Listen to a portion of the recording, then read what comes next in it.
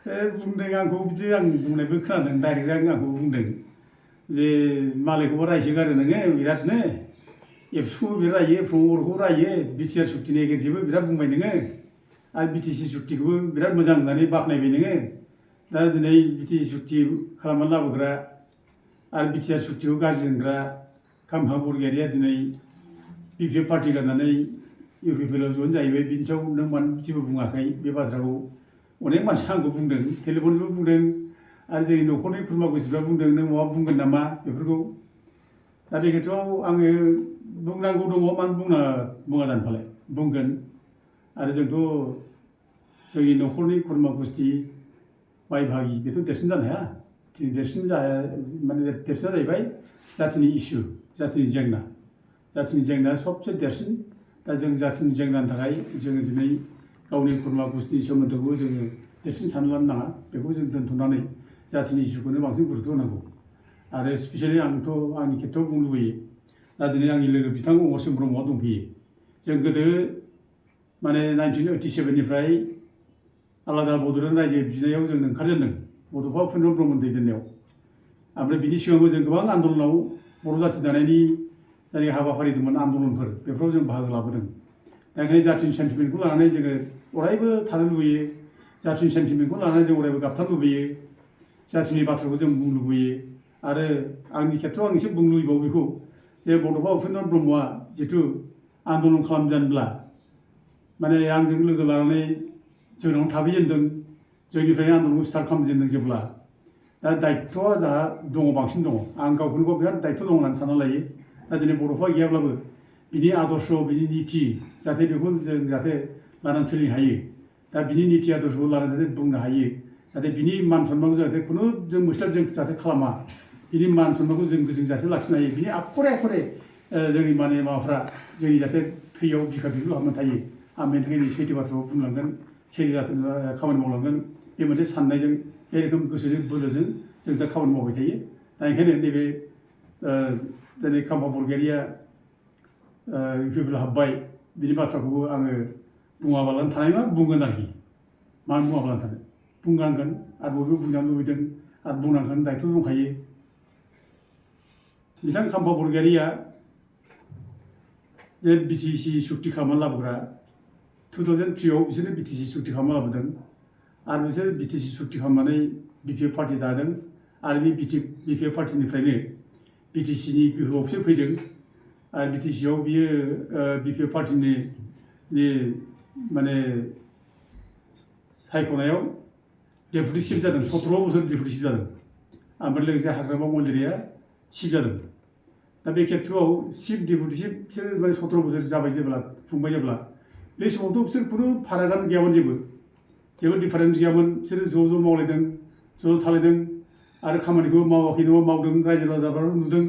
दिनै बिसोरो बिटिसिआव फैजेननाय लोगो लोगोनो एकर्ड जानायनि उनाव बिसोर माने बिटिसिनि मोनब्रै डिस्ट्रिक्ट बिसोर खालामजेनदों डिसि अफिस लाबोदों बिटिसिआव कर्ट कासारि फैजोबदों गासिबो बिटिसिआ गोम सालायदों एथ' मोजां बे मोनसे थिलेबलेब रायजो सोरजिनानै लाबाय बिसोरो मोजांनो दा बेखौथ' ज' मावलायनायखौ जों नुदोंमोन खिन्थु हठात नैबे माबानिफ्राय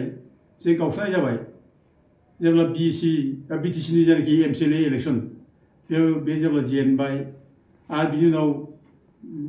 माने एमपिनि माने माबा जाबायमोन बे इलेक्सन गेलेबाय बेयावबो जेनबाय दा बिनि उनाव जे माने गावजों गाव भुल जानाय बे माने जानो नाङामोन आरोखि मानो जानो फालाय नों 17 बोसोर बिसोर एथ' जे डिफारेन्स गैयाबा जुदि माने ज' खामानि मावदोंब्ला दिनै पावाराव गैयैयावसो गावजों गाव गाज्रि मोनलायनाय बेखौ रायजोफ्रा गाज्रि मोनदों आरोखि पावाराव थाब्लासो ज' थायो बिसोरो पावाराव गैयाब्ला माने माबा थाया ज' जानो रोङा गावजों गाव नांलायो बे बाथ्रा फैगोन आरोखि आरो सद्रुप चन्दननि केसआव बेनो चन्दनाबो एथ' मोजां थांबाय मन्थ्रि जाबाय बे समाव हाग्रामा दक्ष नेता होनबाय हाग्रामाखौ बिरादनो जग्य नेता बेनो बिनि नेतासिङावनो अनेक खामानि मावदों बिनि माने एकमात्र लिडार होनबा बेनो बेखौ बाख्नाय बिसोर माने ज' मावलायलायबाय मन्थ्रि जाबाय खिन्थु बे जेब्ला मन्थ्रि गैला जेनबाय एमएलए जेनबाय नैबे लासैनो माने बिपिएफनिफ्राय हाग्रामाजों माने बेरेखा जानो आराम्भ खालामबाय थारमाने मा पावार थाब्ला जों ज' जायो पावार गैयाब्ला माने गावस्रालायो बेबायदि बाथ्राखौ माने नुनो मोनो आरोखि बे जिनिसा जानो नाङामोन आरोखि दा बांसिनै आंहा दुखुनांथाव बाथ्रा बेनो जे नैबे क्रुसियेल टाइम नैबे क्रिटिकेल टाइम पलिटिकेल स्टेबिलिटि जोंनाव गैयि जागासिनो दा इनस्टेबिलिटि इन पलिटिक्स इन बिटिडि एरिया दा बे जागासिनो दा खुनु स्टेबिलिटि गैया दिनै माने बिजेपि सरकारा नाख्रेबनानै सेस खालामनो नागिरनाय बे मोनसे थाबाय आरो गुबुन फारसेथिं दिनै माने बिपिएफ नेताफ्रा जायफोर दङ बिसोर आन्दलन खालामनानै बै समाव बिएलटि नेता जानाय समाव संग्राम अस्त्रजों संग्राम खालामनानै गोबां सेक्रिफाइस खालामनायनि उनाव गोबां मानसि माने माने जिउ गनायनि उनाव मुंख्लं जानायनि उनाव बिटिसि मोनबाय दा बे बिटिसिखौ जे दिनै स्क्रेप खालामनानै सेस खालामनानै फोजोबनो नागिरबाय दा बे फोजोबनो नागिरनाय समाव दिनै ज' गाबथालायदोंमोन बे मोनसे इनस्टेबिलिटि मोनसे पलिटिकेल सिटुएसनाव बिसोर ज' थानानैसो दिनै गाबथानांगौमोन दा दिनै बिटिसिखौ बोरै लाखिनो बेनि थाखाय ज'सो मावनांगौमोन दा दिनै बिसोरो बिटिसिखौ लाखिनायनो ज' मावनो नागिरै दिनै बिसोर दिनै गावस्रालायबाय आरो गावस्रादों ओरैबायदि माने दुखुनांथाव जे गावसोरनो दाय होबाय जे बिटिआर सुक्तिया मोजां नङा बिटिआर सुक्तिया बिराद गाज्रि बे बिटिआर सुक्तिनि गेजेरजों बिटिसि सुक्तिखौ सेस खालामसै बे बाथ्राखौ गावसोर बुंदों जोंबो बुंदों न' दाउट जोंबो नंगौ खोथा बुंदों आरो बिसोर नंगौ खोथा बुंदों आरो जों नंगौ खोथाखौ जोंबो माने एकमत जायो दा गावसोरनो बुंदों बिटिआर सुक्तिया मोजां नङा बिटिआर सुक्तिनि गेजेरजों बिटिसिखौ सेस खालामसै बे बाथ्राखौ बुंदों आरो लोगोसे प्रमद बर'आ जेबो मावनो हायाखिसै बे 5 बोसोराव बे बाथ्राखौ बुंदों आरो गुबुन फारसेथिं प्रमद बर'आ बिराद रायदों मानगोनां खाम्फा बरगयारि बिथांमोन फरायदों हाग्रामा महिलारि चन्द्र ब्रह्म फरायदों जे 17 बोसोर माने हाग्रामा महिलारि मोना जेबो मावाखै खाम्फा बरगयारि मोना जेबो मावाखै जौ जुवा जों दिन थांदों लोंला जाला दिन थांदों बिदि अनेक रायदों बिसोरखौ गाज्रि खोथा बुंदों दा दिनै बाथ्राया जाहैबाय प्रश्न बेनो जाबाय दिनै बे प्रमद बर'आ बोरैहाय मोजां जाखो बाथ्रा बे आरोखि प्रमद बर'आ बोरै मोजां जाखो एथ' रायबाय प्रमद बर'आ बिसोरखौ प्रमद बर'आ गाज्रि खोथा बुंबाय बिरादनो दिनै बे प्रमद बर'आ बोरै मोजां जाखो आरो नोंसोरनो बिटिसि सुक्तिया बिराद मोजां बिटिआर सुक्तिया बिराद गाज्रि होनना बुंबाय दा बे बिटिआर सुक्ति गाज्रि होननानै बुंनाय मानसिया बिटिआर सुक्ति इमप्लिमेन्ट खालामनो नागिरग्रा मानसिजों बोरै लोगो जाहैखो बाथ्राया बे दिनै खोब साननो गोनां बाथ्रा जाबाय आरोखि आरो दिनै बेल' नङा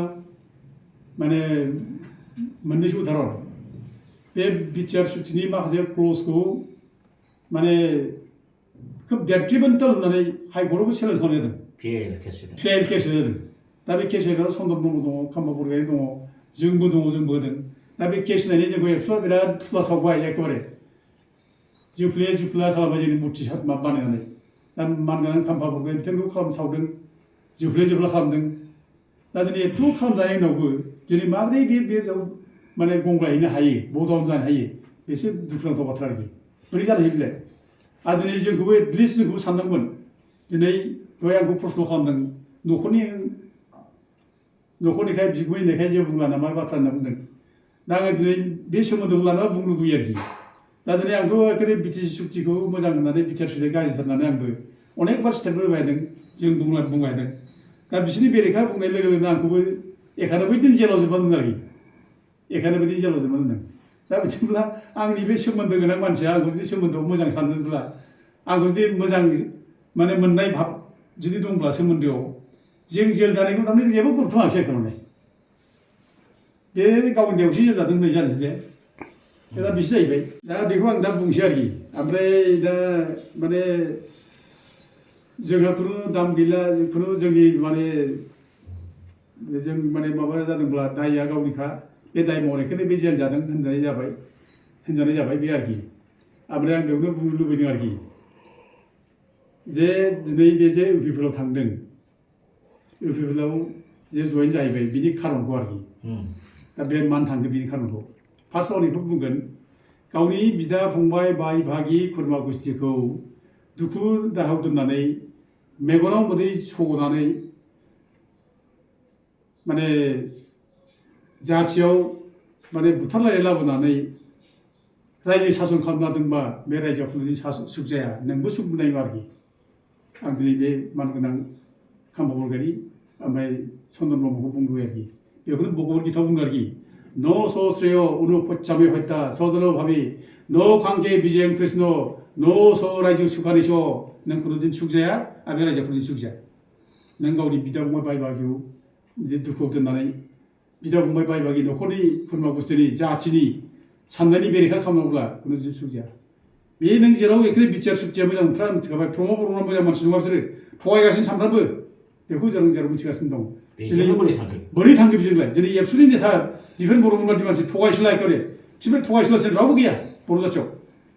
दा दिनै बिसोरो बोरै माने बेयाव हान्थु बोरै फरायहैखो बोरै थांखो मानो थांखो दा बे थांनाय खारना बेनो जे आङो जा मिथिदों बेखौ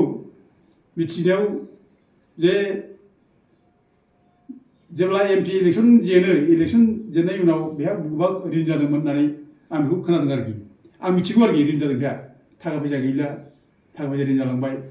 दा बे जेब्लानाखि बिदि जालायनानै बोराबनानै थालायलाय जायो बे बोराबनायाव हयथ'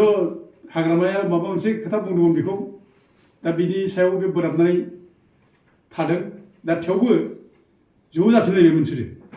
ज' जाफिनलायबायमोन मिलायफिननांगौ ज' जानांगौ होननानै ज' जाफिनलायबाय। ओमफ्राय बिनि जानाखि माबा फैसा खरस जानाय रिन जानाय MP इलेक्सनाव बेखौ हरफिनसै होननानै हाग्रामाबो बेखौ रेडि जाबायमोन आरो गावबो बेखौनो आसा खालामदोंमोन।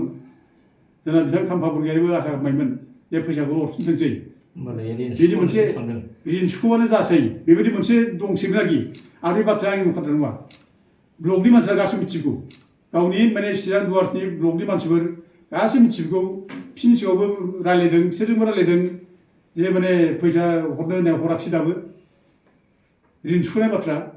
दा दिनै बाथ्रा बेमोन आरोखि दा दिनै रिन सुख'नाय बाथ्राखौ जुदि माने हाग्रामा मन्दिरा बुंदोंमोनब्ला नेयोमोन ना एसे टाइम दंमोन ना नेयोमोन ना बेनो जुदि गिदिर बाथ्रामोनब्ला आरो रायलायनायनि गेजेराव थि खालामना लामोन बेखौ खालामाखिसै। नैबे 15 तारिख फेब्रुवारियाव होनाय खोथामोन आं खोनानायाव आरोखि 15 तारिख फेब्रुवारियाव माने हाग्रामा मन्दिरिया बेनो रिन सुख'नो थाखाय फैसा हरगोन आरो फैसायाबो फिसा फिसौ फैसा नङा गिदिर फैसा आरोखि खोनानायाव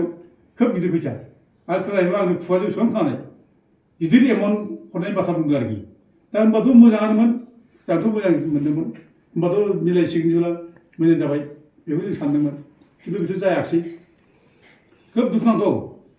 दा बेखौ मा बुङो फैसा नाय थांनो होननानै दा बुंनोसै दा ब्लकनि मानसियाथ' बेखौसो बुङो दा ब्लकनि मानसिया गावनि ब्लकनि मानसियानो बुङो फैसानि थाखाय थांदों होननानै थारमाने हाग्रामाया जेसेबां फैसा लादों बेखौ फसायाखिसै दा बांसिन फैसा मोननायखाय थांबाय बेबायदि मोनसे आल'सना दिनै जानो हाबाय मानो बिदि बुंजानो हाबाय जों दुखु मोनदों आरोखि आंथ' निजे बिराद दुखु मोनदों आरोखि आं बिराद मोजां मोनोमोन खाम्फा बरगयारिखौ गोरों मानसिबो बेयो आरो बे गाइड खालामनांगौ दायथ' दं बेहा जेनेबा क्रुसियेल टाइमाव बे गाबथारनांगौ खिन्थु गाबथारनो थाखाय दायथ' गैयाजासे बे खालामबायब्ला बेथ' बिराद अननाय जाबाय बेखौ सोर मोजां मोनथारो रावबोथ' मोजां मोननाय नङा। आरो पार्टि सोलायग्रा मानसिखौ रावबो मोजां मोना गावनि पार्टिखौ मोजां खालाम फोसाब माबा दाय दस जादोंब्ला पार्टियाव सावराय हायोमोन बिसोरो हाग्रामा मन्दिरा मा दाय दं बुंना खुला खुलि बुं मिथियाव सावरायनानै दायआव लाबो हाग्रामा मन्दिरा जौबो बेहाबो दाय दंब्ला बिनि दायखौलाय मानो रायलायमोना बिनि दायखौ बुंनांगोन ना होमब्लासो पार्टिया संशोधन जागोन मोजां जागोन। दा बेखौ सावरायाखै बाहायाबासो गावसो खालामबाय माने दुरबल मानसिया बिदि खालामनो होनाय बेनो जाबाय आरोखि दुरबल मानसिफ्रा माने थरख' खालामनो साहस खालामो आरोखि साहस गैया साइड दानो आरोखि दा बे आरोखि दा बेखौनो जों जो थर्कनि खाता अ मुर्ख होनना बुंदों आरोखि जाय थरख' खालामा बे मुर्ख ओरैनो आरोखि जो मा होनो ओमफ्राय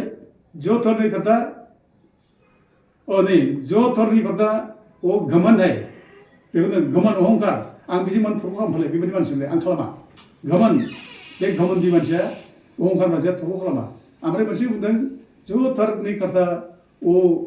मुर्ख है जाय थरख' खालामा बे मुर्ख मानसिया थरख' खालामा होनना बुंदों। आरो मोनसे खोथा बुंदों जो थर्क करने का साहस नहीं करता वो बे होनदों बे बान्दा आरोखि गुलाम ये गुलाम है होनदों जो थर्क करने का साहस नहीं करता वो गुलाम है थर्क खालामनो जायफ्रा माने साहस खालामा बे गुलाम दा बेनो जाबाय जोंना बे थरख' खालामनो साहस खालामासै बे माने सिगाङाव माने आथिं हमनानैबाबो सोरनावबा थाहैगोन आरोखि बे गुलाम जोंनि आखला बिदि जागासिनो दं जोंनि नेताफोरना। दा बे बाथ्रा बुंनाया आंनि बाथ्रा नङा बेखौ भगवान बुद्ध गौतम बुद्धआ बे बाथ्रा बुंदों आरोखि। जोबथियाव मोनसे सोंथि सार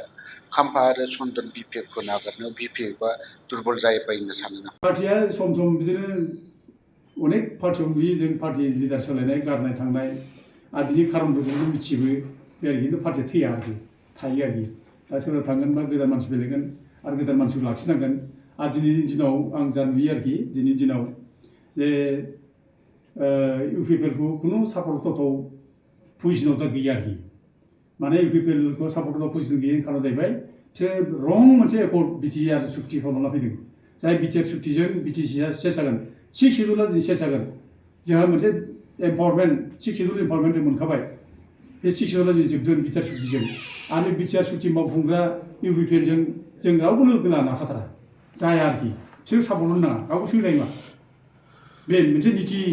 आदर्श सानोब्ला जों खुनु रावबो बे पार्टिखौ सापर्ट खालामनाङा जों लोगो लानो नाङा आरो रायजो राजाजों जुदि मोजां बुजायोब्ला बिटि सुक्तियाव मा दं बिटिआर सुक्तियाव मा दं बेखौ रायजोफ्रा मोजां बुजियोब्ला खुनु रावबो माने बर' फिसाया बिटिआर सुक्ति खालामग्रा बिटिआर सुक्ति मावफुंग्रा इउपिपिएलजों रावबो लोगो लानाय नङा आरोखि बाथ्रा बे दा खिन्थु मा जादों बेयाव दा नैबे माने बिटिआर सुक्तियावथ' जेबो गैला बिसोर मावग्रा सापर्ट खालामना ला जाबाय दा खिन्थु हाग्रामा महिलारिफोरा बिराद मोजां थानो नामा बिपिएफ पार्टिया बिराद मोजां थानो ना बे मोनसे प्रश्न फैयो बेखौ सापर्ट खालामनो